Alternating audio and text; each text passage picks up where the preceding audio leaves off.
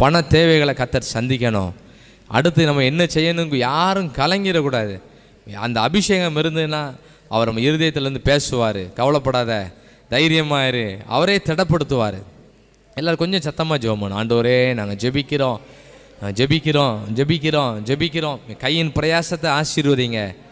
நான் நல்ல வேலை செய்யணும், நல்ல ஊழியம் செய்யணும். ஆண்டவரே எங்கள் சம்பாத்தியங்கள் எல்லாம் நான் மீதி எடுக்கணும். ஆண்டவரே என் சம்பாத்தியத்தில் குறைவுகளெல்லாம் நிறைவாய் மாறட்டும். ஆண்டவரே அதுக்கும் அபிஷேகம் தான் வழி நடத்தும். எலிசாவுக்குள்ள இருந்த அபிஷேகம் அந்த வீட்டில் சாதாரணமான வேலை செஞ்சாங்க. அந்த வீட்டில் ஆண்டவர் நல்ல ஒரு திருப்தியான ஒரு ஆசீர்வாதத்தை அந்த வீட்டுக்கு கொடுத்தாரு. ஆமேன் ஆமேன் ஆமேன் ஆமேன் ஆமேன். ஸ்தோத்திரம். எல்லாம் ஜெபம் பண்ணுங்க. ஆண்டவரே நாங்கள் ஜெபிக்கிறோம் ஆண்டவரே, என் கையின் பிரயாசத்தெல்லாம் நீங்கள் ஆசீர்வதிங்க ஆண்டவரே.